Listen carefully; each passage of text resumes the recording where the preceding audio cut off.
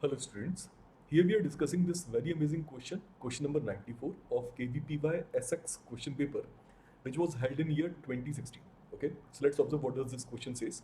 Photon of wavelength lambda is absorbed by an electron confined to a box of length this much. Okay, as a result, electron makes transition from state k equal to 1 to state n.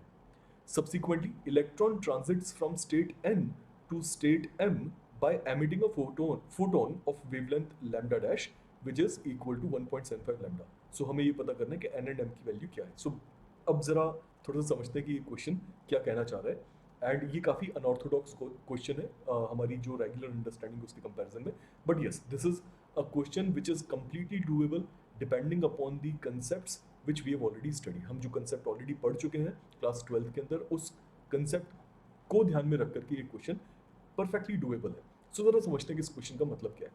इस question में आप observe करेंगे, ये कहा गया है कि एक इलेक्ट्रॉन ने वेवलेंथ लैम्डा का एक फोटोन एब्जॉर्ब किया एंड उसने ट्रांजिशन किया के इक्वल टू 1 से के इक्वल टू के इक्वल टू 1 से एन स्टेट में. ओके, सो यहाँ पर के इक्वल्स 1 से एन स्टेट में एक ट्रांजिशन किया by absorbing a photon of wavelength lambda. And then उसके बाद में सब्सिक्वेंटली एक और ट्रांजिशन होता है जिसमें इलेक्ट्रॉन स्टेट एन से एम में आता है एंड फोटोन एमिट करता है. फोटोन सिर्फ तभी एमिट करेगा जब ये लोअर स्टेट के अंदर आएगा, right. So electron state N से एम में आएगा by emitting a photon of wavelength lambda dash, right.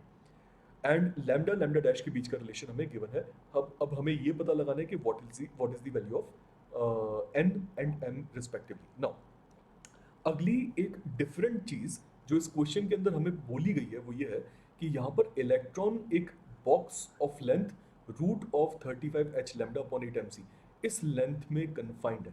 इसका क्या मतलब हुआ?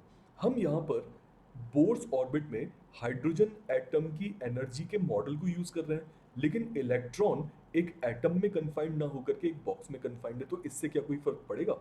बेसिकली इस चीज को अब जरा समझने की कोशिश करते हैं. ऑब्जर्व कीजिए, यहां पर हमें बोला गया है कि इलेक्ट्रॉन एक बॉक्स के अंदर कन्फाइंड है. ठीक है, इसका मतलब ये हुआ कि वो बॉक्स के अंदर मूव करेगा. लेट अस से कि वो एक्स डायरेक्शन में मूव कर रहा है या फिर जिस डायमेंशन में वो इलेक्ट्रॉन मूव कर रहा है उस डायमेंशन में बॉक्स की लेंथ एल अज्यूम कर लिया. ठीक है, सो इलेक्ट्रॉन का movement right and left direction में इस मॉडल के अंदर हम अज्यूम करके मान रहे हैं, अज्यूम करके चल रहे हैं.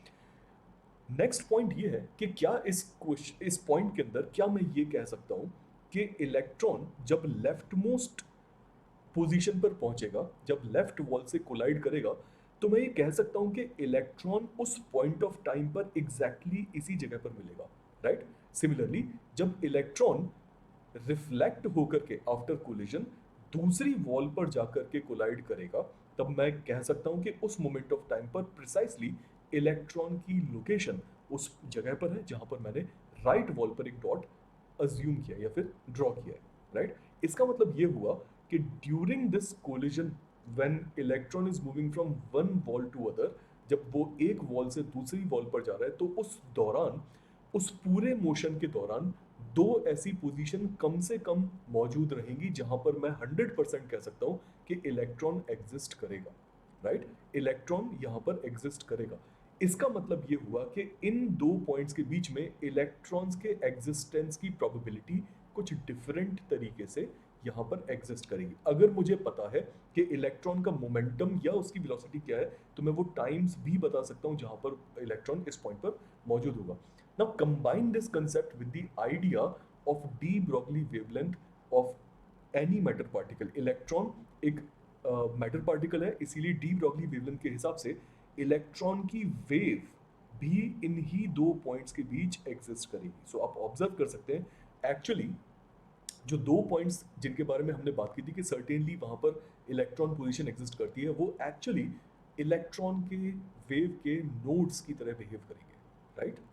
सो इसका मतलब ये हुआ कि इलेक्ट्रॉन एक वेव की तरह मूव कर रहा है इस लेंथ के अंदर, एंड वो इस तरह से मूव कर रहा है कि जो पॉइंट्स हैं, जो एक्सट्रीम पॉइंट्स हैं इसके मूवमेंट के, वो हमेशा इलेक्ट्रॉन वेव के नोड्स ही बनेंगे, राइट. उसके बीच में there could be certain large number of nodes present in between, but कम से कम ये दो पॉइंट्स नोड तो हमेशा होंगे ही होंगे।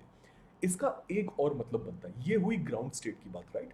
ये लोएस्ट पॉसिबल एनर्जी स्टेट है उस इलेक्ट्रॉन की। इसका मतलब ये हुआ कि मुझे इलेक्ट्रॉन को एक स्ट्रिंग के ऊपर बनने वाली वेव की तरह सोचना है। ये basically question context of electron में पूछा गया है, पर एक्चुअली इस क्वेश्चन को अप्रोच करने के लिए हम सारे जो वेव्स के कंसेप्ट्स का इस्तेमाल करेंगे, वो हम already wave wave standing wave on a string के अंदर, उस टॉपिक के अंदर हम ऑलरेडी सीख चुके हैं, right? So this is the lowest energy state of the electron. क्यों? क्योंकि वहां पर सिर्फ एक हमारे पास लूप बन रहा है, राइट? अब जरा अगला पॉइंट सोचिए, ठीक है? अगले पॉइंट में हम ये सोचेंगे कि अगर इसी इलेक्ट्रॉन के ऊपर एक फोटोन आकर के सुपर इम्पोज करता है और वहां पर इलेक्ट्रॉन उसे एब्जॉर्ब करता है, तो क्या हर तरह के, हर वेवलेंथ या एनर्जी के फोटोन को ये इलेक्ट्रॉन एब्जॉर्ब कर सकता है? So answer of this question would be obviously no. क्यों?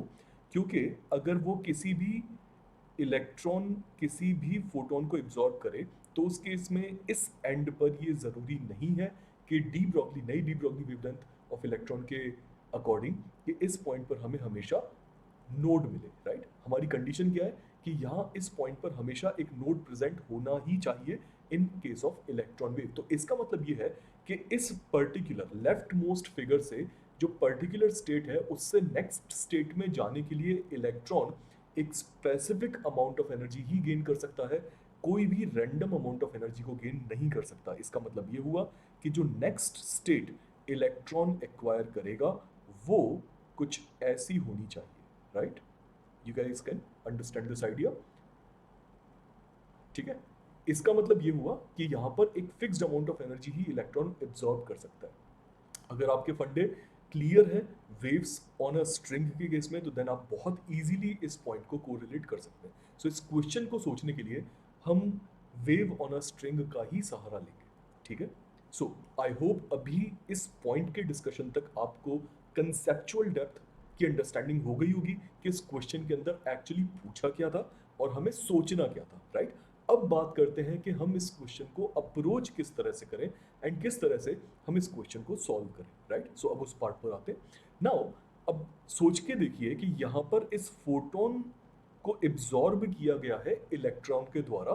देयरफॉर मैं कह सकता हूँ कि इलेक्ट्रॉन की जो नई एनर्जी होगी, राइट, इलेक्ट्रॉन की जो नई एनर्जी होगी, कौन सी एनर्जी की मैं बात कर रहा हूँ? एनर्जी जो कि बेस एनर्जी से ज्यादा है, यानी कि ग्राउंड स्टेट एनर्जी से ज्यादा है। सो जो एनर्जी होगी इलेक्ट्रॉन की, that should be equal to H C by lambda, right?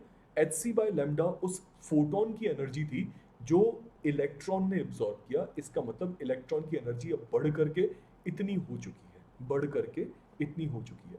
इस कारण से जो डी ब्रॉय वेवलेंथ इलेक्ट्रॉन की अब हो जाएगी, राइट, अगर ये नेट एनर्जी होगी, तो देन उस केस में प्लीज याद रखिए कि बेस एनर्जी या ग्राउंड स्टेट एनर्जी को यहाँ पर सिंस डिस्क्राइब नहीं किया गया, तो हम उसे जीरो मान करके चल रहे हैं, राइट?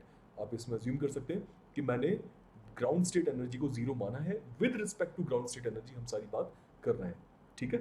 क्यों? क्योंकि उसका डिस्क्रिप्शन यहाँ पर गिवन नहीं है। अगर गिवन होता तो हमें उसे इंक्लूड करना पड़ता है, इसीलिए ग्राउंड स्टेट एनर्जी को हमने बेस एनर्जी या डेटम एनर्जी मान करके उसे जीरो अज्यूम कर लिया। देयरफॉर हम डायरेक्टली कह सकते हैं कि D Broglie wavelength of electron will be nothing but h by momentum, and momentum of electron is 2m times energy of electron, right?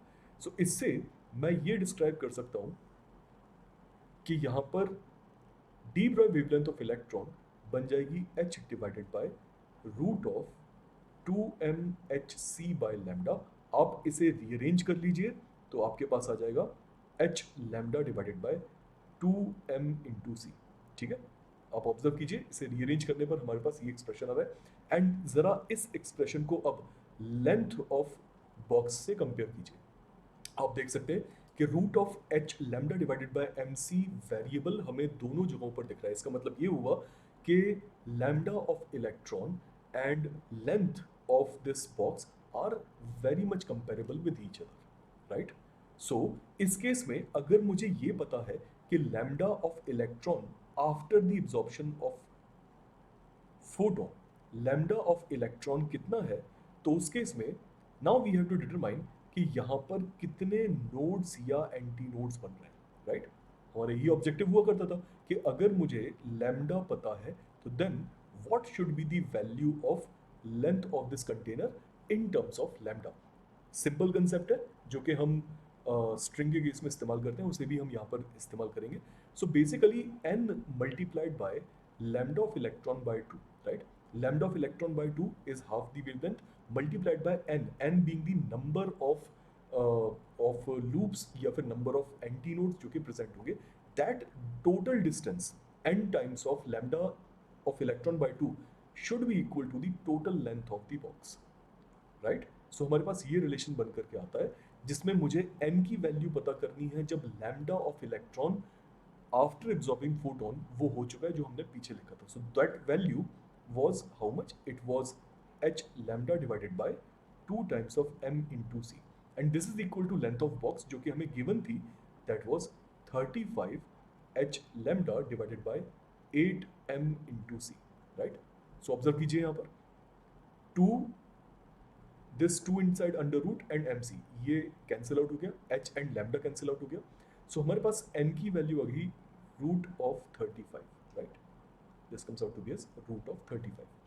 Approximately कितना बनता है 6, ठीक है। Root 36 is 6, so root 35 is approximately equal to 6 also.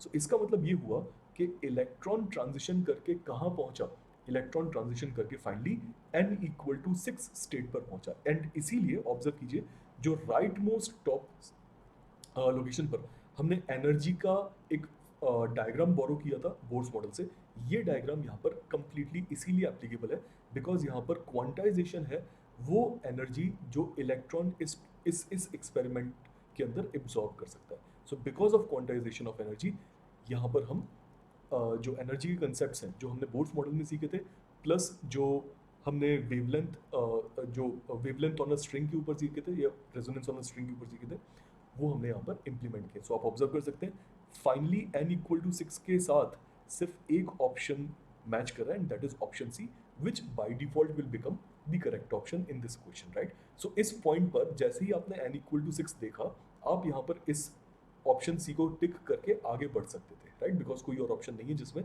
n equal to 6 exist करता है। Suppose अगर यहाँ पर कोई और ऑप्शन होता, से फॉर एग्जांपल ऑप्शन बी में n की वैल्यू 6 गिवन होती, देन उस केस में हमें m की वैल्यू भी कैलकुलेट करनी पड़ती उस केस में कि n की वैल्यू 3 है या फिर 4 है, राइट। सो वो कैसे करते उसकी अब हम बात करते हैं, ओके। सो ऑब्जर्व कीजिए आप ऑलरेडी ये चीज देख चुके हैं कि नंबर n जो एनर्जी स्टेट का नंबर है n multiplied by lambda of electron by 2 should be equal to l। ये इक्वेशन हमेशा ट्रू होनी चाहिए।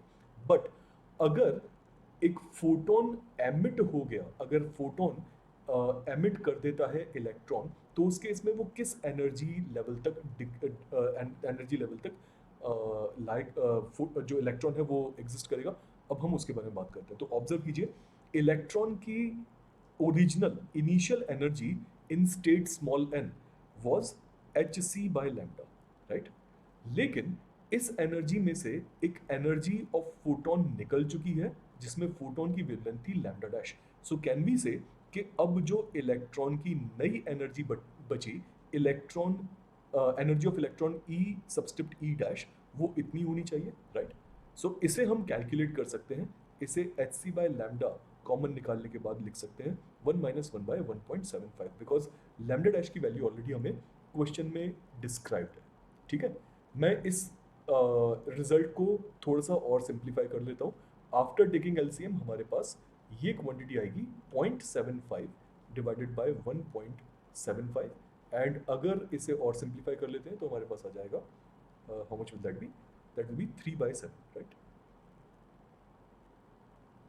सो H C by lambda into 3/7।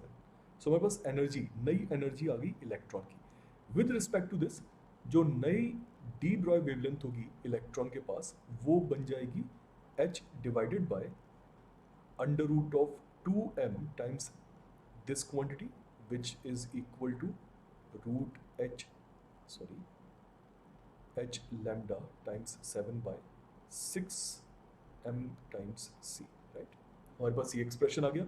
इस एक्सप्रेशन को फिर से red equation, red box equation की जैसे ही लिखना है। सो ये आ जाएगा m times lambda E dash by 2 equals l। Again rearrange कर लेते हैं इसे। सो हमारे पास आ गया m by 2 root of 7h lambda divided by 6m into c, that's equals root of 35h lambda by 2, sorry my bad, eight 8 times of m into c, ठीक है। सो ये कितना हो जाना चाहिए? This is going to become 5 times, so m की value आ जाएगी, this is going to become 5 times, and so that comes out to be as approximately root of 15, right? This comes out to be as root of 15. Yeah, and this is approximately equal to 4. Root 16 is 4, so root 15 is approximately 4. So basically m की value 4 आ रही है। आप observe कर सकते हैं perfectly match कर रहा है ऑप्शन सी, ठीक है। सो आई होप आप सभी को समझ में आया होगा कि एक काफ़ी अनऑर्थोडॉक्स क्वेश्चन था एंड काफ़ी अच्छा क्वेश्चन था। कंसेप्चुअली अगर सोचना हो तो किस तरह से सोचना होता है जब हम मैटर वेव को कन्फाइंड करते हैं, राइट, उस केस में। आई होप आप सभी ने काफ़ी कुछ सीखा होगा इस क्वेश्चन से। एंड अगर आपको वेदांतु एकलव्य के बारे में नहीं पता, देन आप उसे गूगल पर सर्च कर सकते हैं। Best of luck.